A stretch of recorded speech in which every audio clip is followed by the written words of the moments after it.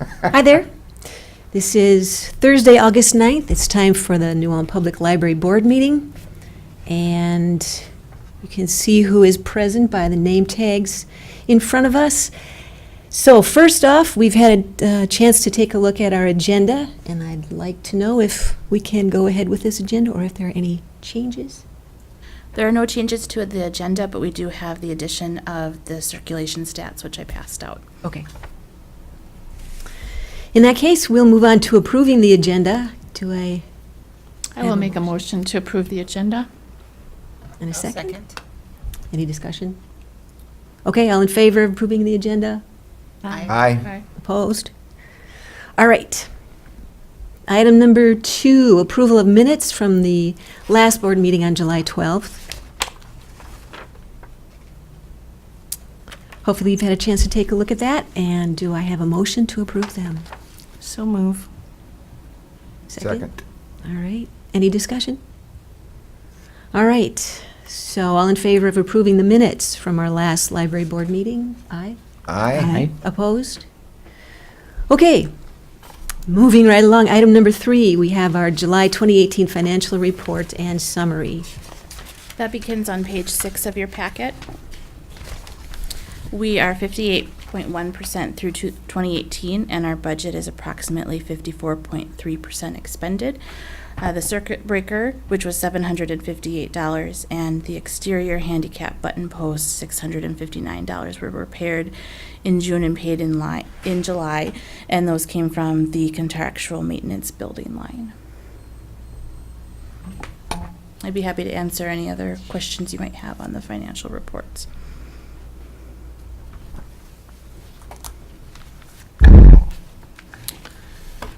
All right, if there are no questions, we'll move on to the librarian's report. I'm assuming that's you too, April. Yes, the librarian's report begins on page 14 of your packet. The Minnesota Department of Education accepted our 2017 annual report. I received that letter of confirmation from Joe Mannion, who is the Library Development and Services Specialist for the Minnesota Department of Education. Public library report data is available on the State Library Services Statistics page on the Minnesota Department of Education website. The 2017 reports are expected to be added in August if you're interested in looking at that information for statewide services. The TDS Acquisitions Librarian hopes to implement the auto renewal program throughout the TDS system. The notes here say September. I've been updated that it will likely be November. He's been working with III, our integrated library system provider, which is the system we use to do check-in, check-outs, library fees and fines, all of that. He's been working with them to make sure that we can get all the kinks worked out in the automatic renewal system so that it's a good system to use when we go TDS wide. We've also been working with him to clear up some of the language in the due date notices for our patrons so that it's clear what they can expect from the automatic renewal system, since right now eligible items for automatic renewal are New Ulm library items, as well as items that don't have holds or haven't already been renewed twice. So we're working with him to make sure that those kinks are worked out. And again, we're expected to present that to the TDS library directors in November. Quick question. So all libraries it does renew for, or it only is New Ulm? Only New Ulm Only New Ulm. items. Okay, I wasn't Yeah. misunderstood that statement. Okay. Is this already in place, or is that We're one of the test libraries right now. okay? Just curious because there was a material that had been checked out that we got a fine on, so I was just Okay. yeah. And if it's curious. something that you are questioning whether you should have or not, let us know, because it could be something that we need to address in the system too. So we're happy to have that feedback. Okay, I was just curious. We already paid it off and everything. I was it was for a DVD, so when you said all materials, yeah. Was, There are materials within our collection, I should have been more clear, that are not eligible for renewal, and Okay. DVDs are one of those okay, items. that makes sense then. Yep. All right, the acquisition librarian was interviewed by a student studying library science this past month. When they were discussing different functions of our library and the acquisition librarian's duties, they talked about weeding, which is a big part of her job, and they struck on a new way to run weeding reports. So Betty was very excited about that. She thinks it'll help her weed her collections more thoroughly for items that are not circulating or being used, and then she can also identify areas where we can promote our collection too, which is really great. We offered our second Memory Lab Network class, which was Preserving Your Digital Memories, to patrons on Thursday, July 26th. We're currently asking patrons to fill out a survey to help us discover which digitization and family history topics they're interested in and want us to cover in future Memory Lab classes. And we also want to know which formats our patrons are interested in digitizing so that we know what kind of equipment we need to have in the lab. Like we've said before, we have received a lot of donations, and we're wanting to make sure that we can make good use of those donations and what pieces of technology we need to pursue purchasing. Survey is available now online now through our website and in paper format at the library. If you go to newulmlibrary.org and go down our menu to the surveys section, it's available there to be taken online. It's a really quick survey, should take 5 minutes or less. The Memory Lab Network administrators are setting up the purchasing process for that grant currently, and they hope to open the purchasing to libraries in September. So we're still working on arranging our space, but we have some questions on what kind of equipment we need, and that'll help us determine the space we need as well. Our children's librarian, Jan Cavaney, and our children's aides, Amy and Carla, attended Camp Read-A-Lot Training Day on Thursday, August 2nd. Amy and Carla presented on Make and Take Crafts. They did 2 sessions, one for grades 2 through 5 and another focused on grades 6 through 8. And Jan presented on new fall books for grades 6 through 8. The attendees of Camp Read-A-Lot are educators and librarians throughout the area who are interested in the topics being presented. So it was a great day of learning and sharing, people in the field. We had more than 890 children register for our summer reading program. More than 250 of them reached their 30-day reading goal and received a free book. Our summer reading program closing event was celebrated on August 1st, and we had Peter Johnson come present the science of sound, and the attendees got to do experiments, hands-on experiments related to sound and music, so that was really exciting for them. We had about 42 kids come to that event. And I will cover staffing update in a moment here. As far as statistics go, we have the additional circulation statistics that were available. The rest of the statistics begin in your packet on, it would be page 20, or yes, 20. You can see our circulation for July was up. A lot of that can be attributed to the summer reading program and the increased traffic we had in the library during that month. April, I have a question for you. Userful. I'm not remembering that. Is that just the name of the software that's being used Yep. to track this? Yep, the Userful software is what we use to track our public computer use. Okay, thanks. So this is our public computer use on page 20 here. You can see that we are down slightly from 2017, but up a little bit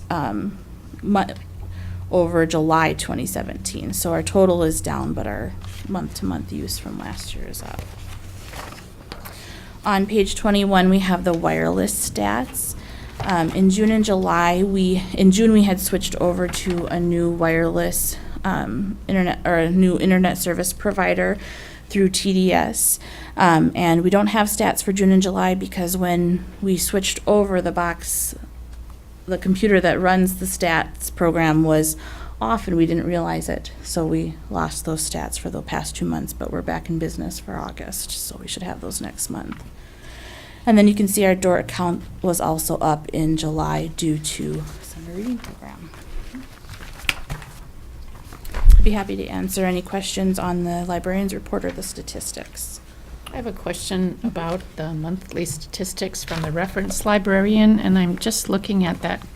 I know we've talked about this before, but I'm looking at the calls for hotspots.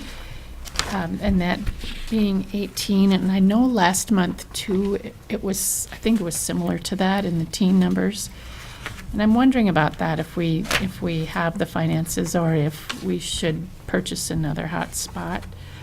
I know maybe people call a couple of times for a hotspot and then they give up and don't call again. And I'm just wondering, not that we have to make any decisions, but I'm just wondering if we could look at that closely with school starting up too. Are there students that need hotspots in their home? I don't know, but I'm wondering about that. It is something that we can consider. I would need to take a look at the contractual maintenance and supplies for the computers budget line. That's where it would come from, to see if that we can sustain that through the next year. The calls for the hotspots, and they're not available. We do have several patrons who are very familiar with the hotspot system and call frequently to get a hotspot to see if they're in. So this may not be 18 individual patrons. It could be a few patrons calling many times for the hotspot. So we do have some who are very familiar with how our system works, and we do also see increased interest in the hotspots during the summer months too, as people are going on road trips and other vacations. But we are certainly willing to consider that if that is something the library board would like us to pursue. Could you distinguish in the calls enumeration, the number of calls and the number of individual or different callers? So if there were repeat callers, we'd get a more accurate number as to how many are actually looking for them. We can certainly request that staff do that for the next month or so to see how that breaks down. That would be helpful. Okay. I have a question. In Betty's report, she talked about the weeding report that she and the intern fell upon, that method. And one of her parameters was that a book that hadn't been checked out since 2015. Is that a library standard length of time between checkouts that you look for in terms of weeding, or is it 2 years, or what is that parameter that kind of regulates when a book is ready to go? There is no general standard for libraries. For us, we tend to be a popular collection library, where the things that are circulating most for our library are the newer items that people are interested in. And so when she's looking at her fiction collections and considering what's getting checked out, 2015 to 2018 to her is a long stretch of time for an item not to be checked out based on the kind of collection we have. Other libraries may not view it in the same way that we do, based on what their collection's purpose is. Okay. And the reason she pointed out it went back to 2015 is because that's when we started the new computer program that we're using. That's what she had available to her in this system, so. And she may also be catching books that were missed or dropped in some way in the migration too. So it may not just be deleting items, it may be catching items that have been missed in the system. Thank you.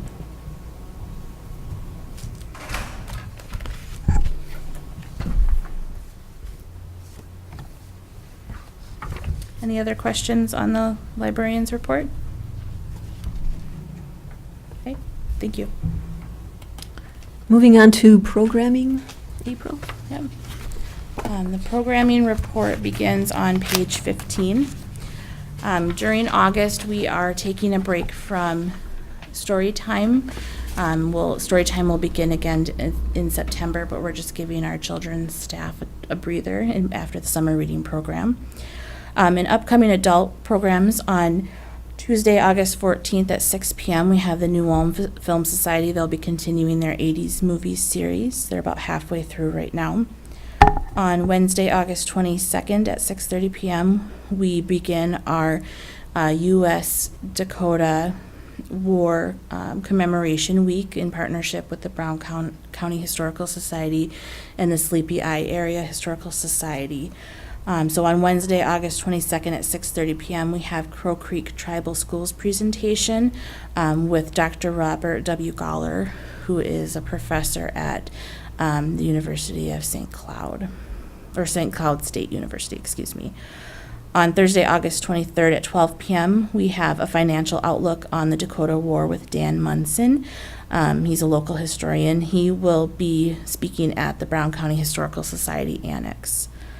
On Thursday, August 23rd at 3 p.m., the Lower Sioux Agency will be presenting a Teepee Life program at the Sleepy Eye Area Historical Society and Depot Museum in Sleepy Eye. On Thursday, August 23rd at 6:30 p.m., the Lower Sioux Agency will come over to the New Ulm Public Library to present the Dakota Travois program. On Friday, August 24th at 12 p.m., Mary Bakeman will present a program titled After Wood Lake at the Brown County Historical Society Annex. On Saturday, August 25th at 10:30 a.m., the Brown County Historical Society is presenting a walking tour of downtown New Ulm sites related to Katie Gropper, who was a young woman who experienced the U.S.-Dakota War firsthand. On Saturday, August 25th at 1 p.m., Terry Sweeney will be leading a tour of downtown New Ulm of sites related to the Dakota War. Both of those tours are walking tours and leave from the Brown County Historical Society. On Sunday, August 26th at 2 p.m., the Brown County Historical Society is leading another walking tour of the New Ulm City Cemetery. They'll be focused on the Pioneer section of the city cemetery, and those interested in that tour should meet at the cemetery maintenance building. And those events end our U.S.-Dakota War week of commemorative events. And then on Tuesday, September 11th at 1:30 p.m., we will be meeting at the library with the Castle program to discuss Alexander Hamilton, the biography by Ron Chernow, which inspired Lin-Manuel Miranda's Hamilton musical. Can I answer any questions on programming?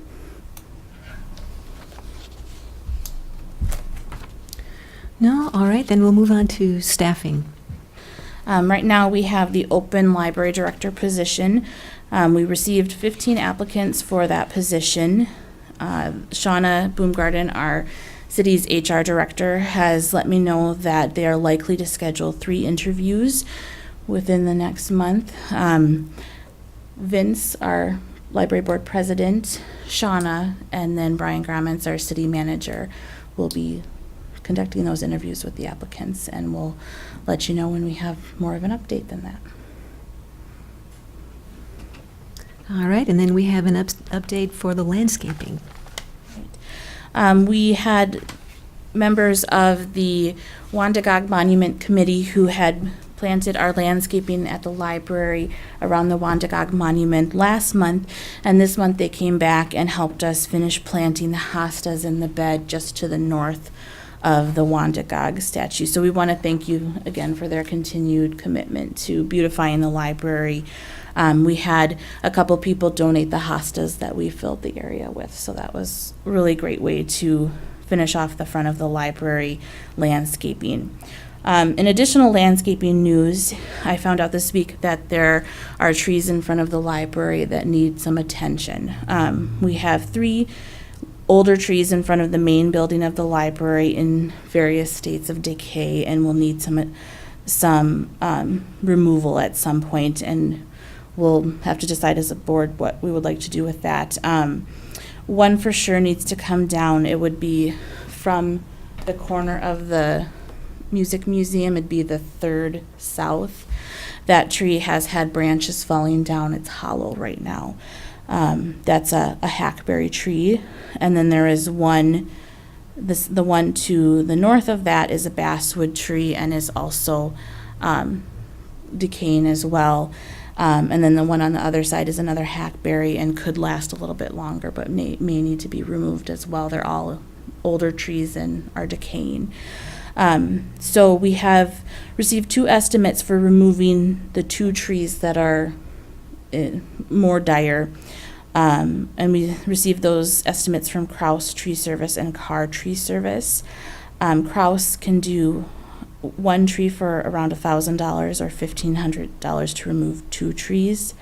And Carr can do $1,250 for 1 or $1,750 for 2 removals, and those would include removal and cleanup at this point. Does it include removal of the stump? The stump will be cleaned by the city, and that's The no city will charge do for that, us. Yeah. Jay suggested replacing those trees with maple or oak because they are on the boulevard. The city does expect us to replace them. Maple grows quickly. There are maple trees outside City Hall here that have grown quickly and look nice. And the city does reimburse $125 for each tree that you replant on the boulevard. I just wanted to present this information to you and see what questions you had for me so that I can bring it back to you next month, probably as an action item at that point. And then funding for this would either need to come from our contractual maintenance building line or from our fund balance, depending on what we decide to do.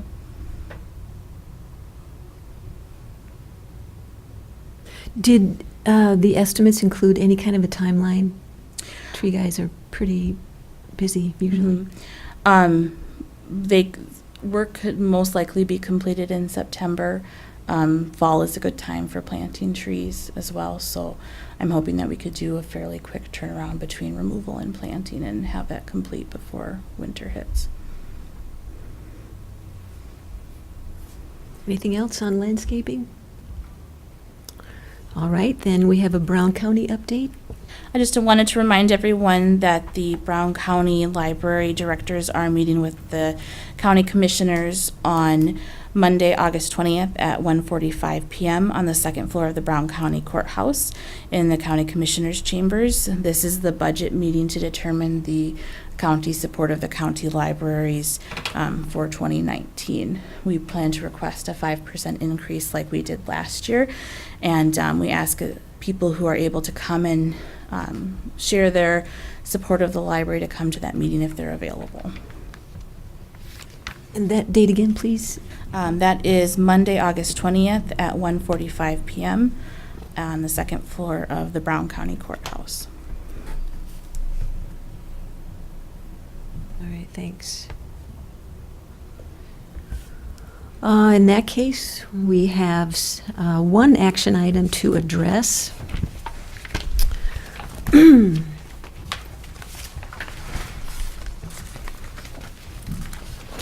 it is page 22. All right, so this is Resolution 2018-25, first reading and adoption, approving use of fund balance for sidewalk repair. The east side of the library basement storage room frequently leaks through the window well during rainstorms and winter melting. The city building official believes this is due to the cracked sidewalk between the main library building and the Minnesota Music Hall of Fame, which has settled in a manner that directs draining water toward the window well. The city building official recommends repairing the sidewalk, which would be sloped away from the building during repair in order to direct water to the proper drain. Approximately 500 square feet of sidewalk would be replaced. Work would likely be completed in September 2018. A request for donations was submitted to 2 local vendors. The 2 quotes received are attached. The first is from Kral Concrete and Construction. The amount is $3,250 for labor and materials. The second is from Cottonwood Valley Concrete.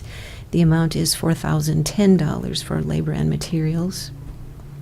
The Assistant Library Director recommends accepting the low bid of $3,250 for labor and materials from Kral Concrete and Construction, Incorporated.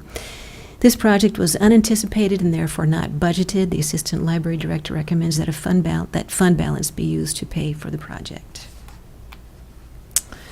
So, hopefully you've had a chance to look at these estimates.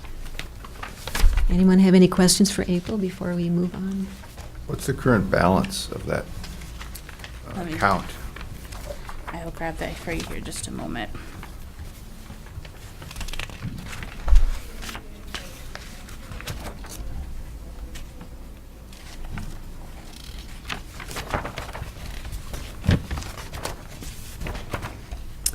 The current balance of the reserved fund is $357,163.47. And for the other item with the trees, we talked about either the contractual building maintenance services fund or this particular fund. Correct. And what's the current balance in that account? In contractual maintenance building, let me grab that one here. Contractual maintenance building, current balance is $3,161.42. That will have changed slightly since this report, as we have been processing bills in that account this month. So that account wouldn't support paying for both of those projects out of that fund. Correct. Okay.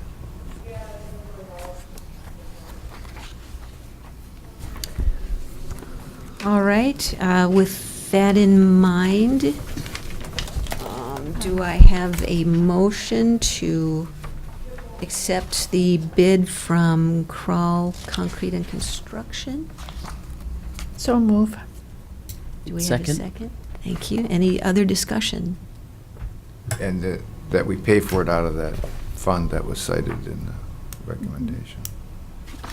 And if I can give you a little bit of explanation on these photos here as well. The first two photos represented on page 25, those are photos of the leaks we have had in the basement. On July 19th, this was the most extreme leak we've seen in a while, but we have seen water flowing through that window well and underneath those shelves. And we're concerned that if that goes on for unstopped, that we could have mold problems in the basement long term. So we'd like to get that portion of it fixed.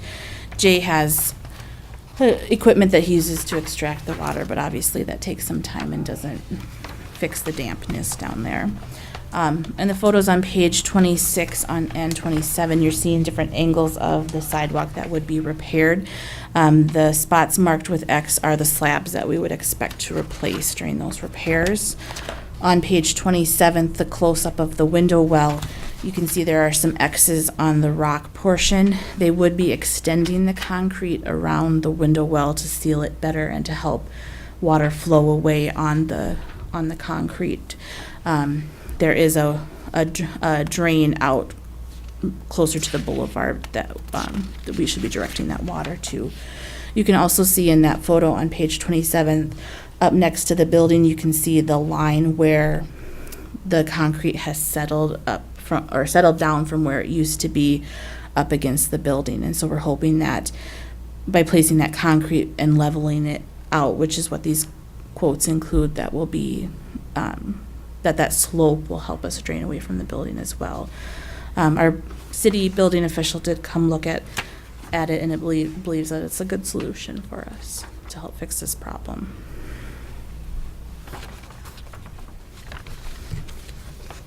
Any other questions or discussion? All right, then let's vote on it. All in favor of approving the suggestion made by our Assistant Library Director, say aye. Aye. Opposed? All right, motion carries. And is there anything else to be brought to our attention? No, not that I'm aware of at this point. All right, thank you very much. This meeting is adjourned. Thank you. Thank you.